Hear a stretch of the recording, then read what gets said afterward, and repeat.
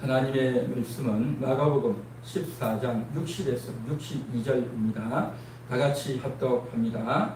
대제사장이 가운데 일어서서 예수에게 물어 이르되 너는 아무 대답도 없느냐? 이 사람들이 너를 치는 증거가 어떠하냐 하되 침묵하고 아무 대답도 아니하시거늘 대제사장이 다시 물어 이르되 내가 찬송받을 이의 아들 그리스도냐?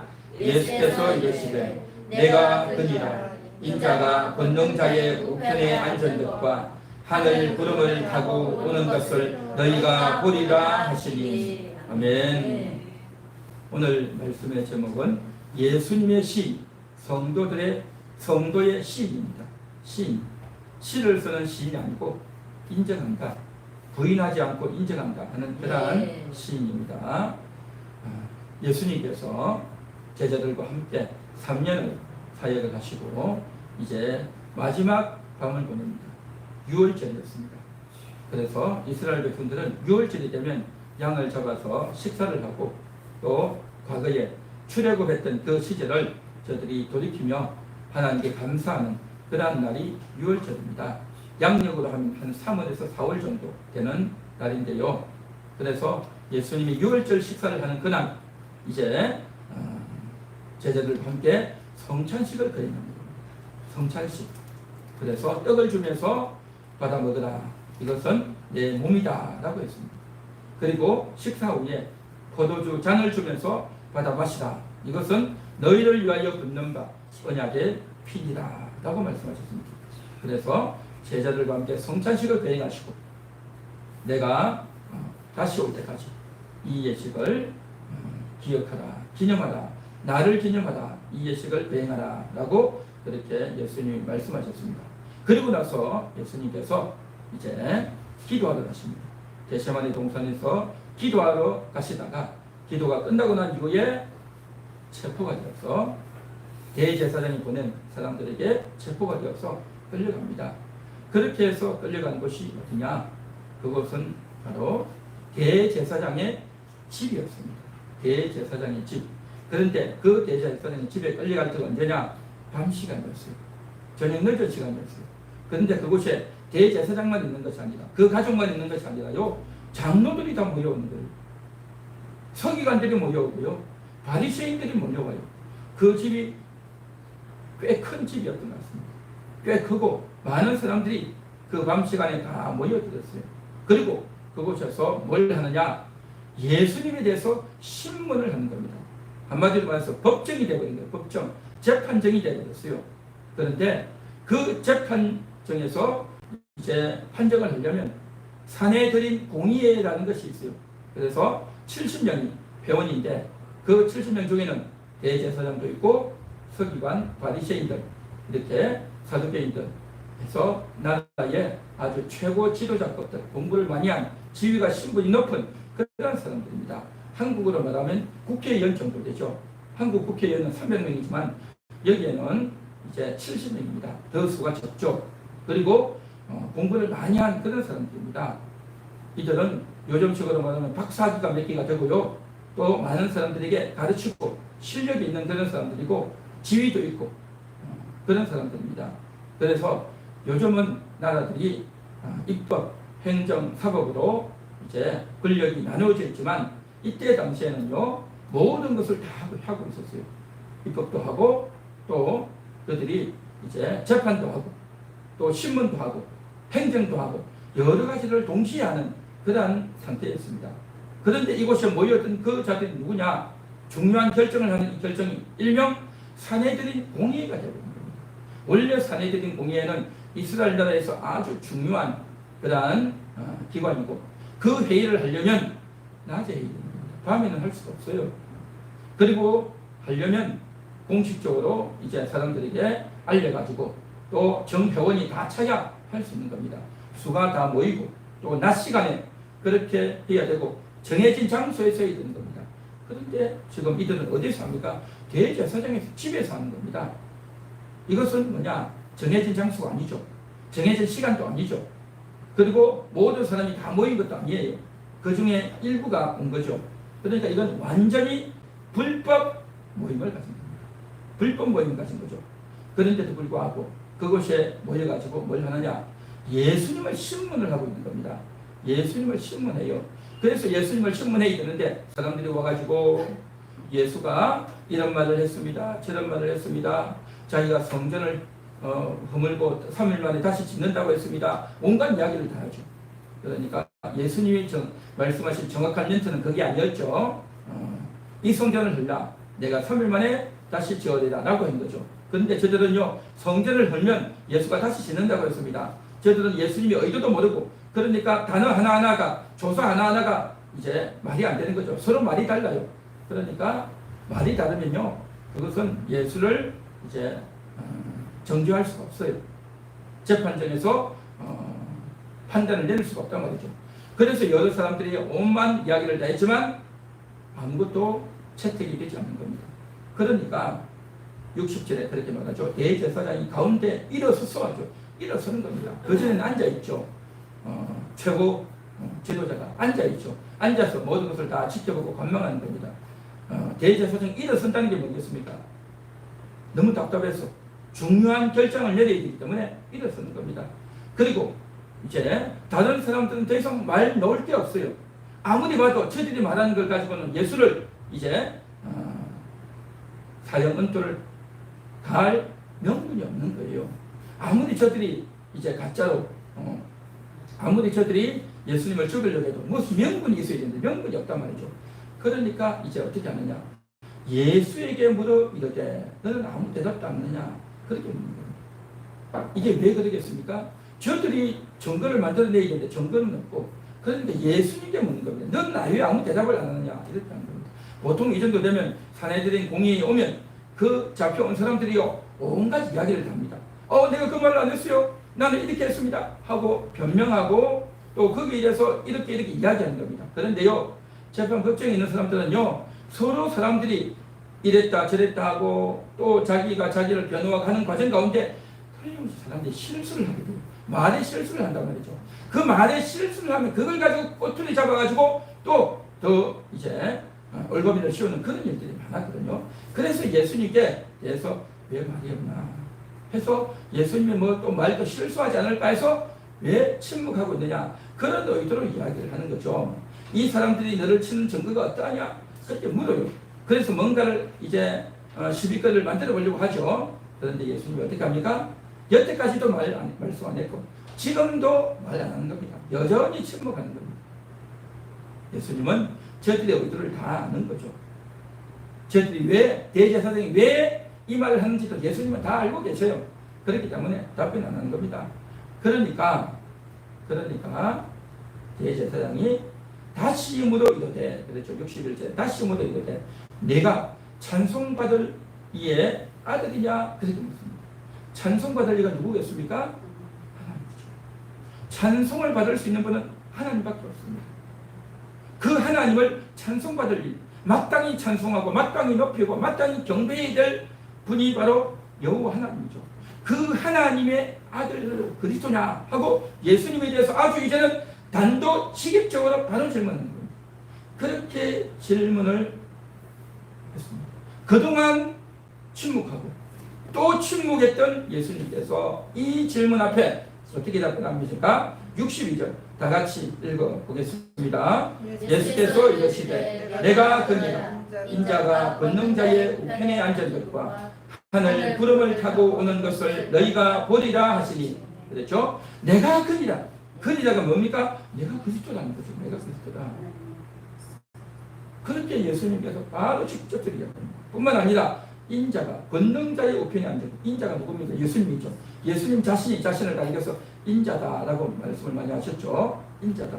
인자가 권능자의 우편. 권능자라는 것은 하나님이죠. 하나님의 우편에 앉아 있다는 거죠. 하나님 우편에 앉아 있을 수 있는 분이 누구이겠습니까? 하나님 아들밖에 없죠. 그래서 내가 바로 하나님의 아들이라는 것을 너무나도 분명하게 확실하게 이야기하는 겁니다. 하늘 구름을 타고 온다는 거죠. 하늘 구름을 타고 이 세상에 올 사람이 누가 있겠습니까? 아무도 없어요. 아무도 없어요. 오직 하나님 아들밖에 없는 거죠. 이 분명한 이야기를 예수님께서 딱 하신 겁니다. 그러니까 그 말을 듣고 62절까지 읽었지만 63절을 보십시오. 63절에 보면 뭐라고 말합니까? 대제사장이 자기 옷을 찢으며 이르되 우리가 어찌 더 정의를 요구하리요. 그 신성 모독하는 말을 너희가 들었도다. 너희는 어떻게 생각하느냐 하니 그들이 다 예수를 사형에 해당한다고 정죄하고 그러니까 이들이요 예수님이 내가 그리스도다 하나님의 아들이다 하는 이 말을 듣고 더 이상 증언이 필요 없다 라고 하면서 사형 언도를 딱 모두가 다 내리고 모두가 다 내리고 신성 모독한다 이 말이 뭐겠습니까? 신을 모독한다. 하나님의 아들을 모독한다. 그리스도를 모독한다. 너는 지금 그리스도를 사칭하고 있다. 하나님의 아들을 사칭하고 있다. 이런 자는 살려둘 수 없다 라고 해서 그를 사형시키려고 했다는 것입니다. 이게 참 놀라운 겁니다. 여러분 상식적으로 생각을 해보십시오. 저들은 너는 하나님의 아들일 수가 없다라고 한 거죠. 인간이 어떻게 하나님의 아들이 될 수 있느냐는 거죠. 그러면 어떻게 해야 되겠습니까? 대제사장이면 그 정도 공부를 많이 했고 성경을 많이 읽었고 많은 사람들에게 이것을 율법을 가르치는 자들이면 어떻게 해야 되겠습니까? 확인해 봐야죠. 확인. 이 사람이 이런 말을 할 정도면요 아주 이상하거나 머리가 아주 나쁘거나 아주 바보스럽거나 아니면 이 사람의 머리가 너무 대단하고 똑똑해서 진짜 하나님의 아들이거나 그 둘 중에 하나 아니겠습니까? 진짜 하나님의 아들이거나 아니면 이 사람은 완전히 미친 이상한 이단자거나 그렇겠죠. 이단자로 판정하는 것은 쉬워요. 그런데 이 사람이 하나님의 아들인지는 알아봐야 되겠는데 왜 하나님의 아들이라고 하는 것을 알아볼 생각도 안 하냐는 거죠. 하나님의 아들이라는 걸 알아볼 생각도 않고 이 사람은 죽어야 된다는 겁니다. 이게 참 아이러니고 또 사실은 사전에 예수를 죽이려고 저들은 다 계획을 짜놓고 있었던 겁니다. 판을 짜놓고 있었어요. 그래서 예수를 어떤 항목을 걸어서 죽일까라고 생각했는데 아무도 거기에 대한 증거가 없었는데 본인 입으로 실토했으니 우리 모두가 이것을 들었으니 더 이상 증거가 필요 없다. 너가 무슨 하나님의 아들이냐 해가지고 예수님을 처형시켜버렸다는 것입니다. 자, 여기서 우리가 다시 한번 생각할 것은 이것입니다. 예수님은 지금 사내들인 공의에 법정에 와 있는 겁니다. 법정. 물론 불법 집회지만 그럼에도 불구하고 불리한 상황 가운데 있는 겁니다. 정해진 낮 시간도 아니고 밤 시간에 다 모인 것도 아니고 일부만 모였고 또 정해진 장소가 아니라 대제사장의 집에서 완전히 말도 안 되는 곳에 끌려와서 신문을 받고 있는 것입니다. 그러면 어떻게 되겠습니까? 아주 불리한 상황이에요.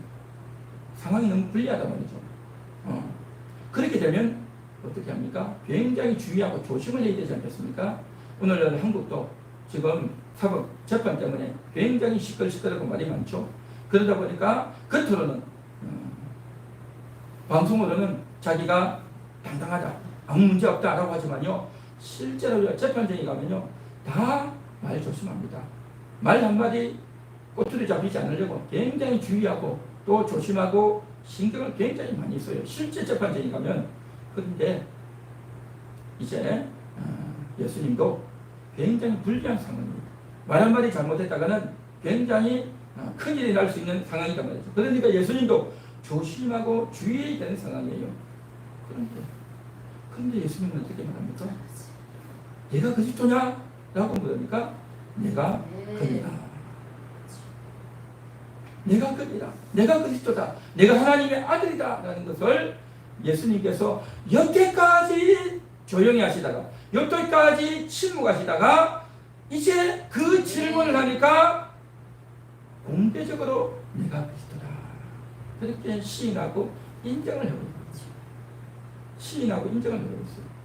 만일에 예수님께서 여태까지 시인하고 시인하지 않고 침묵했듯이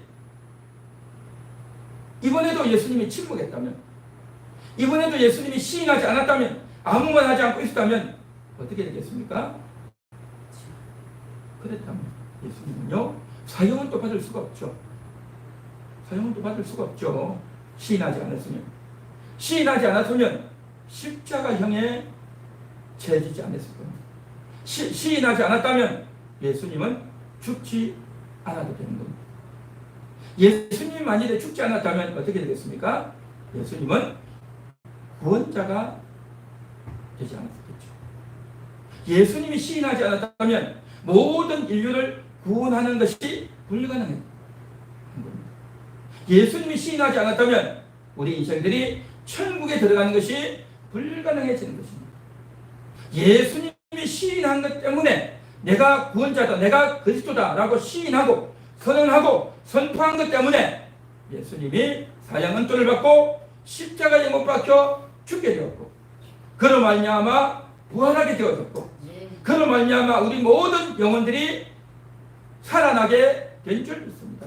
그로 말미암아 저와 여러분들이 구원을 받게 된 줄 믿습니다. 예수님이 시인하고 죽음으로 말미암아 우리가 영생을 얻게 된 줄 믿습니다. 예수님의 시인으로 말미암아 우리 모두가 하나님의 자녀가 된 줄 믿습니다. 할렐루야. 예수님의 그 시인은 예수님에게는 불리하고 죽음이고 고통스러운 거지만 우리에게는요 너무너무 감사하고 영생을 얻는 구원받는 그러한 기회가 된 줄 믿습니다. 할렐루야.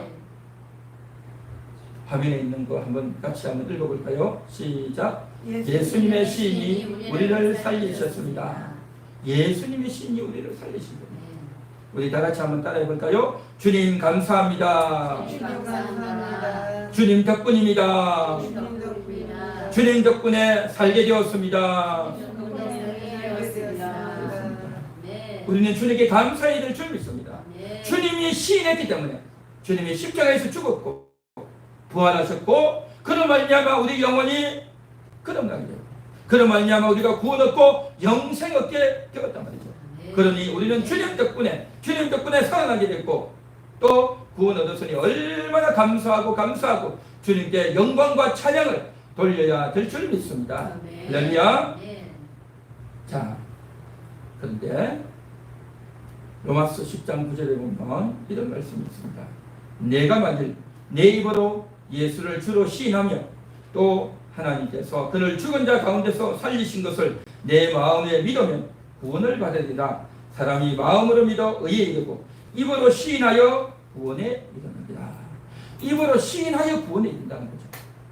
예수님이 시인해서 십자가에 못 박혀 죽었듯이 우리도 예수님이 구세주입니다 라고 시인해야 구원을 받게 되는 줄 믿습니다. 할렐루야. 시인해야 되는 겁니다. 시인하지 않으면 어떻게 되겠습니까? 구원이 될까요? 안 될까요? 안 됩니다. 시인해야 구원된다는 거죠. 시인해야. 진정으로 예수를 믿는 자는 시인할까요? 시인하지 않을까요? 시인하는 겁니다. 그런데 이런 사람이 있겠죠. 내가 예수를 믿지만 시인은 안 해. 내 사정이 또 내 마음에 또 여러 가지 이유 때문에 시인은 안 하겠어. 그래도 내가 마음으로 믿고 있어 라고 말을 하는 사람이 만일 있다면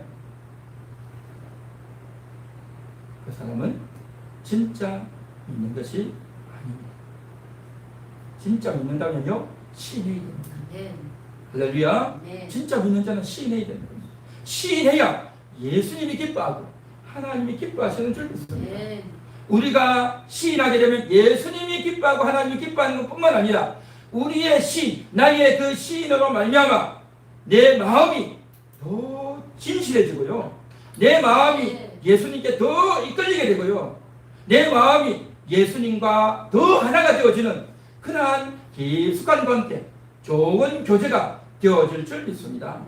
그렇게 시인함으로 말미암아 우리가 구원받았다는 것을 확실하게 되고 시인함으로 말미암아 우리가 정말 구원의 감격이 넘치게 되고 시인함으로 말미암아 이제 하나님의 자녀가 되었다. 거룩한 성도가 되었다. 나는 천국 들어가게 되었다. 주님과 사귀게 되었다. 감사하고 감격하게 될 줄 믿습니다. 주님께 시인하시기 바랍니다. 믿음을 고백하는 저와 여러분 되시기를 주님의 이름으로 축원합니다. 그 다음 다 같이 한번 읽어봅니다. 예수님은 어려운 중에도 시인하셨습니다. 어려운 중에도 시인하셨습니다. 예수님이 지금 내가 큰이라 라고 말을 하는 이 순간이 어떤 순간입니까? 산헤드린 공의에서 불법 재판하면서 말 한마디 까딱 잘못하면 사형원조를 받고 죽을 수 있는 그런 순간이었단 말이죠. 너무너무 불리한 상황이 너무 안 좋은 그런 상황이었단 말이죠. 이 어려운 상황, 가장 어려운 상황 가운데서 예수님은 시인하신 거죠. 예수님은 그동안 자기가 그리스도다라는 사실을 많이 밝혔어요. 제자들 앞에서도 밝히고요. 또 많은 백성들 앞에서도 밝히고요. 그래서 제자들이 예수님께 주는 그리스도시요 살아계신 하나님 아들이시니다 하고 베드로가 고백했고, 또 이제 나다나엘이 와서 고백했고, 뿐만 아니라 다른 제자들도 2명의 고백만 성경에 적어놨지만 다른 자들도요 다 고백했어요.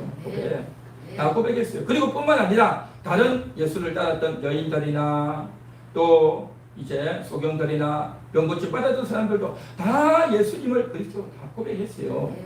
그래서 예수님이 자신이 누군지를 알려줬고, 그래서 그 사람들이 예수님이 그리스도라는 걸 알고 고백했고, 그게 다 되어 있었어요. 그런데 이제는요 법정에 선 거예요. 법정에 딱 서서 너가 그리스도냐 라고 질문하는 겁니다. 저들이 질문하는 의도가 뭐겠습니까? 저들이 질문하는 의도는 너가 그리스도면 내가 믿겠다, 우리가 믿겠다, 그런 의도가 아니잖아요. 제자들은 예수님의 그 고백을 보고 감격하며 신앙을 고백해요. 예수님을 따랐던 사람들은, 병자들, 예수님을 따르고 예수님을 만났던 자들은 예수님을 만나고, 야, 하나님이 약속하신 그리스도가 오셨군요, 감사합니다, 신앙을 고백했어요. 그러나 이 사내들인 공의의 사람들은요 이것을 예수님 신앙을 고백하려고 한 게 아니라 예수를 죽이려고 질문했고, 그러한 질문의 의도를 알면서도 예수님은 고백했던 거예요. 내가 그니라, 내가 그리스도다, 내가 하나님의 아들이다, 그대로 고백했던 겁니다. 너무너무 위험한 상황이고 죽을 수도 있는 상황이고 죽기 직전에 그러한 확인용 그러한 고백이었던 겁니다. 알면서도 예수님은 고백하셨습니다. 예수님의 시인은, 예수님의 인정은 이와 같이 어려움과 위기를 충분히 가져오는 상황입니다. 이게 시인의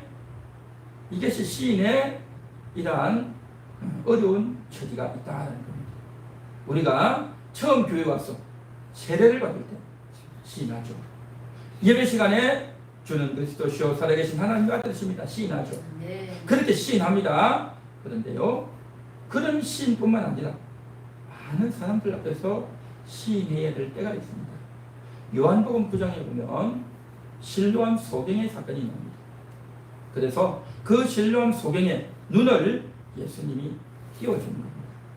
예수님께서 땅에 침을 뱉었어. 그래서 진흙을 이겼어. 그 진흙을 가지고 그 소경의 눈에다가 바르고, 그리고 나서 이제 너는 실로암 못에 가서 눈을 씻고 오라 라고 말씀하시죠. 그래서 그 유명한 실로암 찬양이 바로 여기서 나왔죠. 그래서 이 사람이 가서 못에 가서 씻고 옵니다. 그러니까 눈이 밝아진 겁니다. 그렇게 눈이 밝아지고 이렇게 돌아오니까 사람들이 보고 깜짝 놀라는 겁니다. 이 사람이 전에 소경 같았는데 어떻게 눈을 떴냐? 어떻게 눈을 떴지? 라고 하니까, 누가 눈 띄워줬냐? 라고 하니까 이 사람이 뭐라고 말합니까? 나는 모른다는 거죠. 그렇죠. 예수님이 말씀을 하셨지만 예수님 얼굴을 못 봤잖아요. 그분이 예수님인지도 몰랐어요. 그냥 누군가가 와서 이렇게 하라고 하니까 한 거죠. 그렇게 했는데 또 사람들에게 소문이 나서, 입소문이 나서 사람들이 이제 바리새인들에게 데려가는 겁니다. 데려가가지고 이 사람이 눈을 떴다고 합니다 라고 말하니까, 어떻게 눈 떴냐? 누가 눈 띄워줬느냐? 저는 모릅니다 라고 이렇게 말하죠. 그러면서 이렇게 하니까 또 아버지를 불러가지고 누가 눈 띄워줬냐? 그렇게 묻죠. 그렇게 물으니까 그 부모가 뭐라고 말합니까? 나는 모르겠다. 우리 아들이 장성했으니 아들에게 물어보라, 그렇게 하는 거죠. 왜 그렇게 했겠습니까? 이 아버지는, 그 부모는 아들을 늘 데리고 다니는 부모예요. 아들이 정성했지만 앞을 못 보니까 늘 손을 잡아서 이끌어 다녔단 말이죠. 그리고 예수님이 지금 그렇게 했다는 걸 다 알고 있는 거예요. 지금 다 보았단 말이죠. 그런데 누가 눈 띄워줬냐? 예수님이 눈 띄워줬습니다. 나는 말을 못하는 거예요. 왜 못하는 줄 아십니까? 요한복음 9장 22절에 보면 이런 말씀이 있습니다. 그 부모가 이렇게 말한 것은 이미 유대인들이 누구든지 예수를 그리스도로 시인하는 자는 출교하기로 결의하였으므로 그들을 무서워함이로다. 출교하기로 결의한 상태에 있습니다. 그러니까 예수가 그리스도다 라고 말하면 출교가 뭡니까? 한마디로 말하면 교회에서 쫓아내는 겁니다. 당신은 우리 교회에 더 이상 보적이 말소됩니다 하고 그의 보적을 말소시켜버리는 겁니다. 이게 출교예요. 그러면 출교하면 어떻게 됩니까? 이스라엘 백성들은요, 유대교인들이에요. 다 유대교인이기 때문에 다 회당에 나갑니다. 회당에 나가는데 회당에 나갈 수가 없어요. 회당에 나가지 못해요. 회당에 나가지 못하면 성경을 읽을 수도 없고 예배를 드릴 수도 없고 그렇게 됩니다. 뿐만 아니라 저들은요, 출교를 당하면요, 그 사람 가까이 갈 수가 없어요. 2m 이내에 들어가면 안 돼요. 출교당한 사람 가까이 가면 안 돼요. 2m 이내로 들어가면 안 돼요. 그리고 출교당한 사람하고는요, 악수를 해서도 안 돼요. 이 출교당한 사람하고는 같이 밥을 먹어서도 안 돼요. 출교당한 사람에게는요, 물건을 팔아서도 안 돼요. 이게 참 불편한 거예요. 그러니까 완전히 그 나라 유대교에서요, 완전히 매장되는 거예요. 매장. 그렇게 매장되고 인간 취급을 받지 못하는 그런 짓입니다.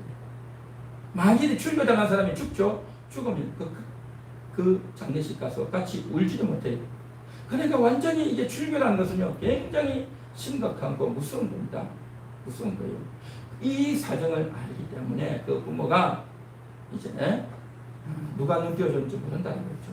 그런데요, 이 아들이 눈을 뜨고 왔죠. 눈을 뜨고 왔는데 이 아들을 불러가지고 이런저런 이야기하다가 이 아들이 예수님이 그렇게 했다는 것을 짐작은 하고 알고는 있었어요.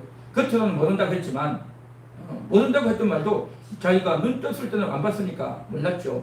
그래서 그 사람들과 바리새인들과 한참 설전을 하면서 예수님에 대해서 긍정적으로 이야기해요. 그런데 바리새인들은 너가 말이야 죄인으로서 그 사람에 대해서 예수에 대해서 그런 말을 할 수 있느냐라고 말하죠. 그러니까 이 눈뜬 소경이 뭐라고 말하냐면 죄인이 눈을 떴는데 어떻게 눈뜬 사람이 죄인이라고 할 수 있습니까? 라고 말하는 거죠. 그러니까 내가 눈뜬 거 보면 죄는 벗겨졌고 죄는 해결되어졌고 깨끗해진 거 아니냐 라고 이야기를 하죠. 그러면서 예수님에 대해서 좋은 말을, 긍정적인 말을 하죠. 그러니까 바리새인들이 논리가 안 되니까 말이 안 되니까 쫓아내거든요.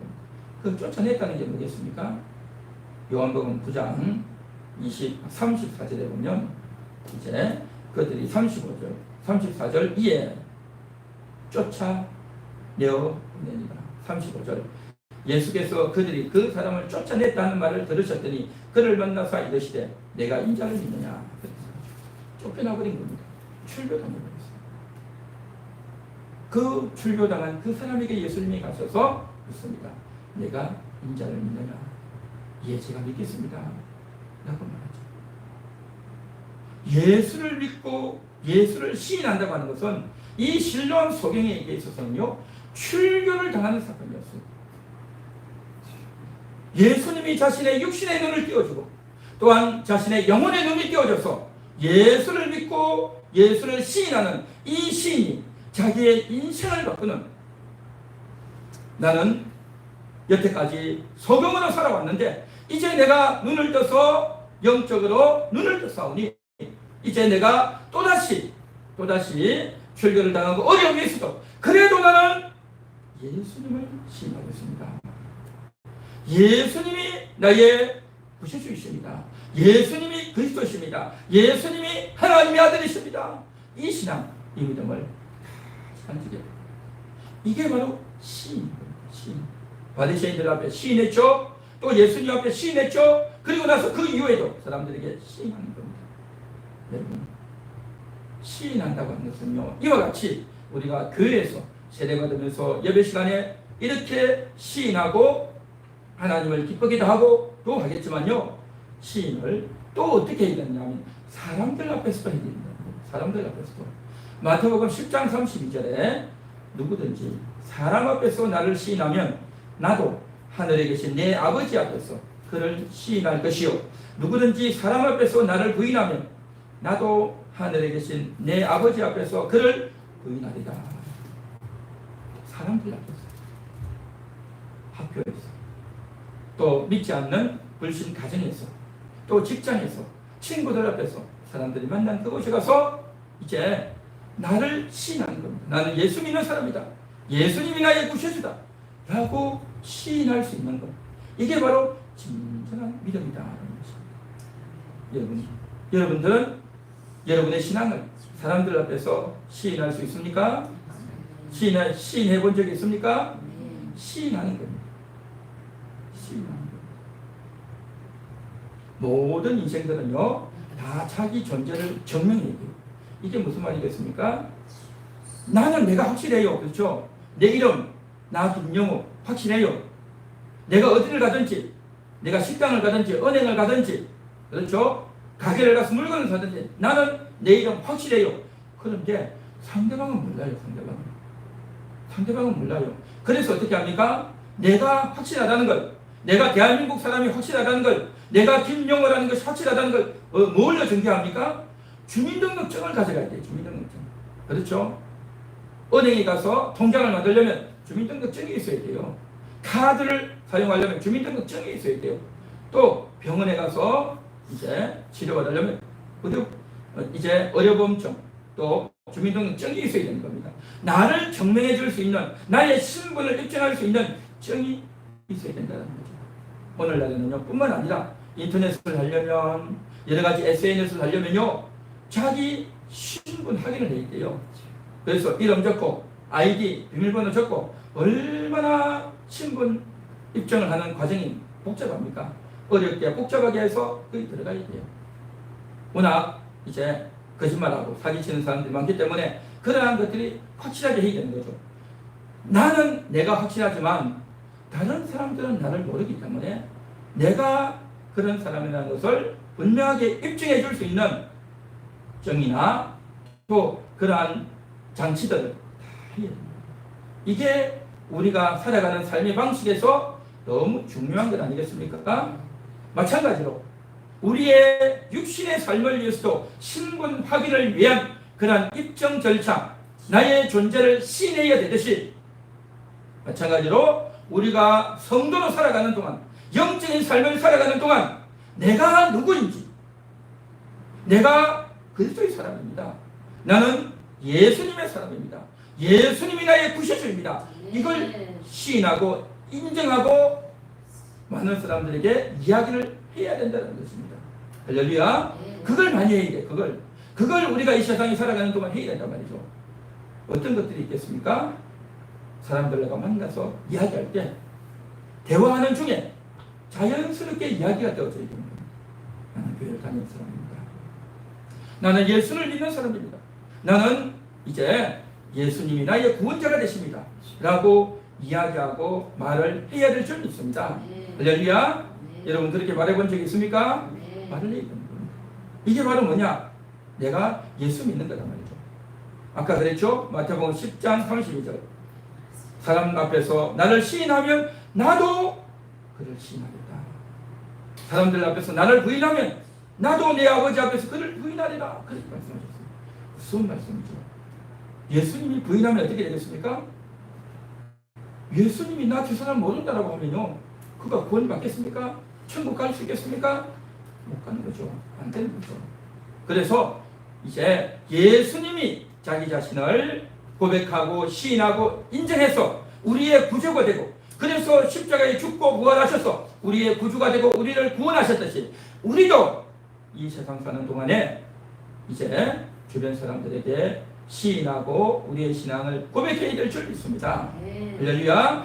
뿐만 아니라 이제 식사할 때도, 우리가 식사할 때가 많지 않습니까? 여러 곳에서 식사할 때도, 집에서도 식사하지만 또 바깥에서 식당에서 다른 사람들과 함께 식사할 때가 있죠. 그때도 우리는 기도합니다. 하나님 감사합니다. 오늘도 일용할 양식을 주셔서 감사합니다 하고 기도하는 거죠. 그 기도하는 것이 하나님께 감사해서 기도도 하지만 주변에 있는 사람들이 이제 저 사람 교회 다니는 사람들 딱 알잖아요. 표가 나잖아요. 우리는 표가 날 수밖에 없어요. 그 표가 나는 것을 부끄러워하고 감추고 그렇게 했어야 되겠습니까? 우리는 당당하게 감사하는 마음으로 기도해야 될 줄 믿습니다. 할렐루야. 이게 바로 뭡니까? 우리 자신을 신분 확인하는 겁니다. 나 예수 믿는 사람이다. 하나님이 나와 함께 하신다. 그걸 소개하는 것 아니겠습니까? 그리고 또 우리가 어디 회사에 들어갈 때 또 공식 문서에도 나의 신앙 해가지고 기독교인으로 딱 적으시는 겁니다. 그런데 이러한 것들을 감추고 아닌 듯이 하는 사람들도 있어요. 부끄럽기 때문에. 신앙이 약하기 때문에 그런 사람이 있겠죠. 그렇게 되면 어떻게 되겠습니까? 남들이 몰라요. 밥 먹을 때 기도도 안 하고, 이야기할 때도 교회 이야기 한 번도 안 하고, 공식 문서에도 자기 이력서에도 자기 종교를 적지도 않고, 그러면 아무도 모르겠죠. 그런데요, 다 알게 돼 있어요. 다 알게 돼 있어요. 그리고요, 중요한 것은 뭐냐? 결정적인 순간이 오면, 어려움의 순간이 오면 내가 기도하고 하나님이 도와주시면 됩니다. 네. 예수님께 기도합시다 라고 하는 말을 하면서 나를 인정해야 된단 말이죠. 나를 공개하고 밝혀야 된단 말이죠. 신앙 가졌다는 것을 주저할 것이 아니라, 부끄러워할 것이 아니라 감사하면서 네. 담대하게 네. 알리고 밝히고 선언하고 시인하고 선포해야 될 줄 믿습니다. 네. 할렐루야. 네. 이게 바로 믿음 가진 사람의 태도이다. 네. 믿음 가진 사람의 태도. 그래서 이제 그렇게 우리가 시인하면 예수님도 우리를 시인하고, 우리가 부인하면 예수님도 우리를 부인한다 그랬죠. 너무 중요한 말씀이에요. 자, 그러면 예수를 믿었는데, 사람들 교회 와서는 시인했는데, 바깥에서 세상에 나가서 다른 사람들 앞에서 시인을 한 번도 안 해본 사람이 혹시 있습니까? 그러면 어떻게 되겠습니까? 시인하게 될 줄 믿습니다. 네. 처음에는 믿음이 약하고, 처음에는 양심의 가책이 되어져서 내가 여태까지 살아온 삶이 부끄럽고, 또 주변 사람들에게 떳떳하지 못하게 그리스도인답게 살지 못하다 보니까 내가 신앙인이다라는 것을 이제 알리지 못하고 밝히지 못했지만, 그래도 내 속에는 나는 예수 믿는 사람입니다. 네. 하나님이 나를 도와주기를 원합니다. 그런 마음이 다 있는 줄 믿습니다. 네. 그래서 그렇게 이야기하고 공개하고 밝혀야 된단 말이죠. 이것을 밝히지 않고 우리는 계속 감추어두고, 왜냐하면 그렇게 하면 내가 손해를 볼까? 남들이 나를 어떻게 볼까? 그렇게 하면 내가 조금 이제 손해보고 억울한 일을 당하고, 또 내가 이제 어려워지지 않겠는가 하는 생각으로 모른 척하고, 예수 안 믿는 척하고, 교회 안 다니는 척하고, 그렇게 해서는 안 될 줄로 믿습니다.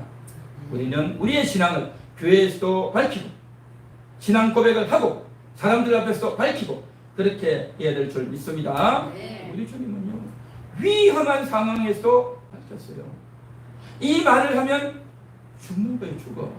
그 죽음의 지경에서도 예수님은 비겁하게 아니다라고, 비겁하게 침묵하고 모른 척하고 못 듣는 척하고 그렇게 넘어가지 않았다는 겁니다.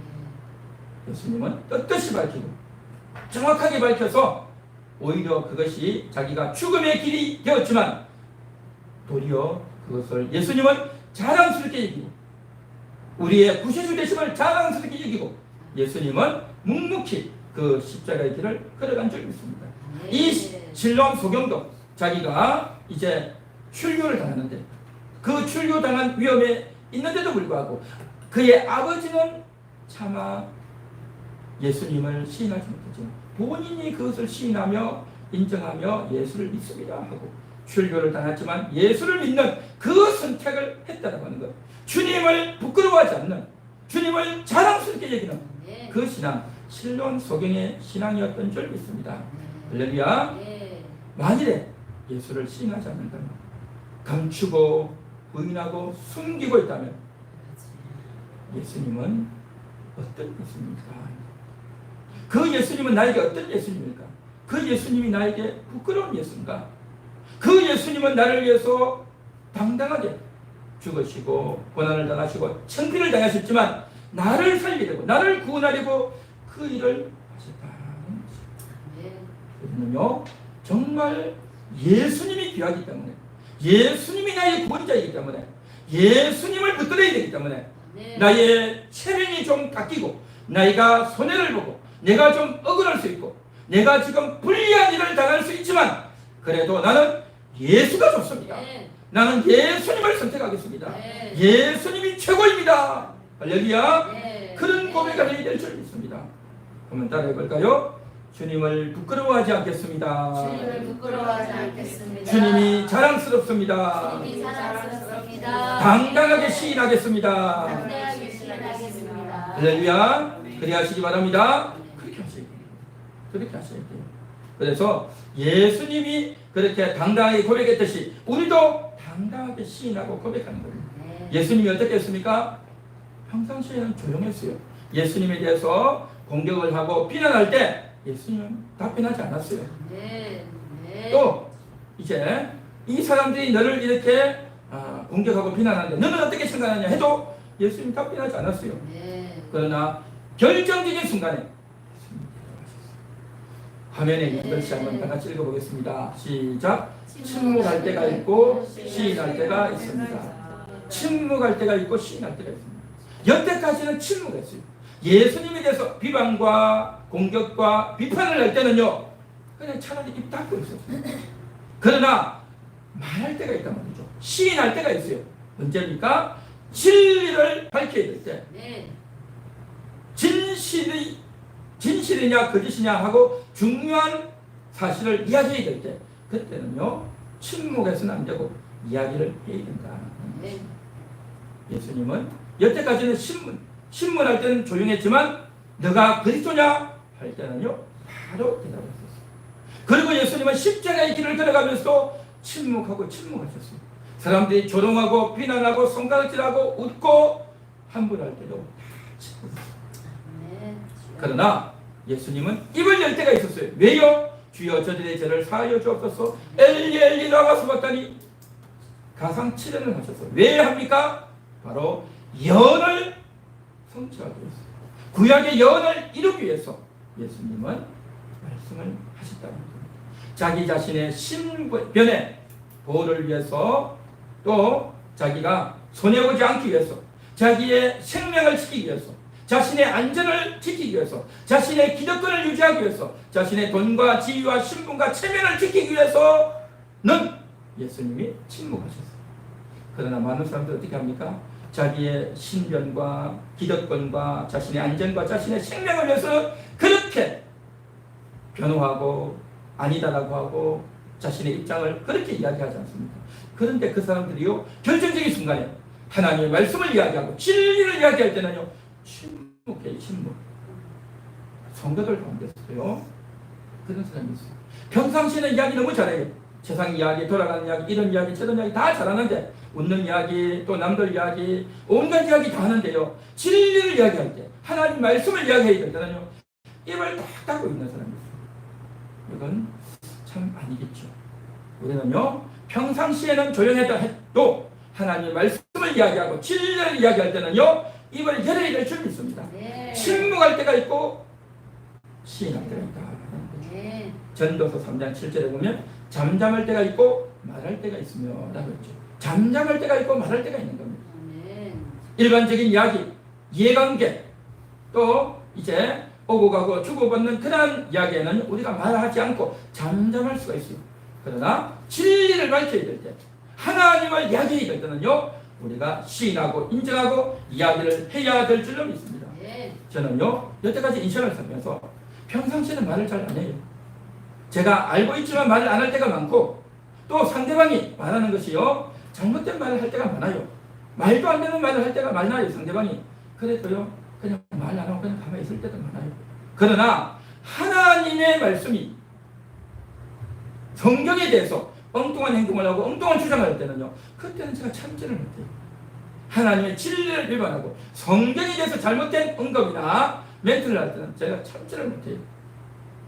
하나님의 명령을 위해서 성경의 가치가 추락되기 때문에 그러한 것들은 절대 용납해서는 안 되겠다는 겁니다. 예수님도 마찬가지예요. 너가 그리스도냐 할 때는요 비겁하게 숨지 않고 여태까지처럼 침묵하지 않고 당당하게 예수님이 이야기하셨던 겁니다. 말할 때가 있고 침묵할 때가 있습니다. 잠잠할 때가 있고 말할 때가 있습니다. 평상시에는 조용하고 말 안 해도 되지만 내가 예수 믿는 자입니다. 예수님이 구세주입니다. 하나님이 이런 분입니다 라고 할 때는요 담대하게 말하시고 시인하시고 선언하시기 바랍니다. 남들이 나를 어떻게 볼까? 내가 이로 말미암아 손해보지 않나? 억울해지지 않나를 생각할 것이 아니라 하나님을 생각하며 담대하게 나아가는 겁니다. 그렇게 나아감으로 말미암아 하나님께 영광이 되어지고 하나님께서 여러분을 인정하는 그러한 신앙의 사람 되시기를 축원합니다.